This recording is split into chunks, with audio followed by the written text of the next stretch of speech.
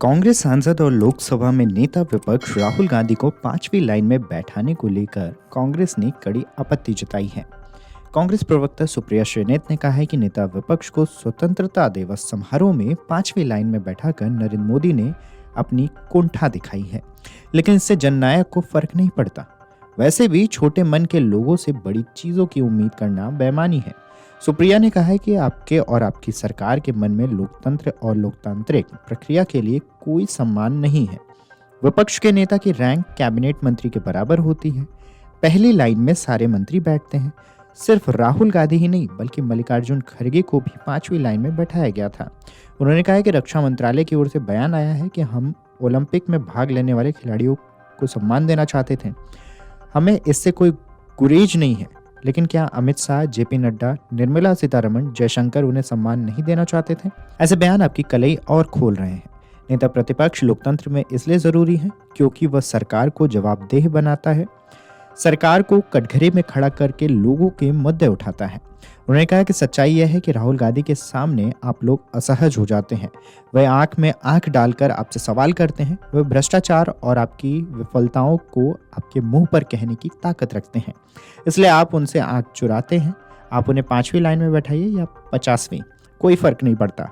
राहुल गांधी जनता के मुद्दे उठाते रहेंगे। इसी बीच कर्नाटक के उप मुख्यमंत्री और कांग्रेस की राज्य इकाई के प्रमुख DK शिव कुमार ने भारतीय जनता पार्टी पर कटाक्ष करते हुए कहा कि स्वतंत्रता संग्राम के दौरान अंग्रेजों के हाथ मिलाने वाले देशद्रोही आज दूसरों को देशभक्ति का पाठ पढ़ा रहे हैं।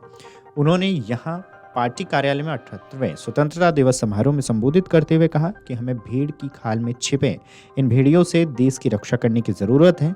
यह महत्वपूर्ण है कि हमें युवा पीढ़ी को स्वतंत्रता संग्राम में कांग्रेस की भूमिका के बारे में शिक्षित करने की जरूरत है। स्वतंत्रता संग्राम के दौरान 6.5 लाख से अधिक कांग्रेसियों ने अपने प्राणों की आहुति दी। आज के कांग्रेसियों को अपनी विरासत पर गर्व होना चाहिए। उन्होंने कहा कि श्यामा प्रसाद मुखर्जी ने भारत छोड़ो आंदोलन को दबाने के लिए अंग्रेजों को एक पत्र लिखा था। उनके अनुयायी आज देश के लिए कांग्रेस के योगदान पर सवाल उठा रहे हैं।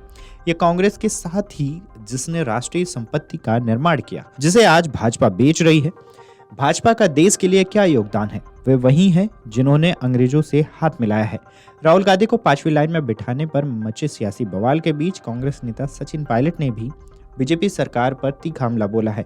कांग्रेस पार्टी के दिग्गज नेता सचिन पायलट ने कहा है कि दिल्ली के लाल किले पर स्वतंत्रता दिवस समारोह में नेता प्रतिपक्ष लोकसभा राहुल गांधी को पांचवी पंक्ति में स्थान दिया जाना दुर्भाग्यपूर्ण है।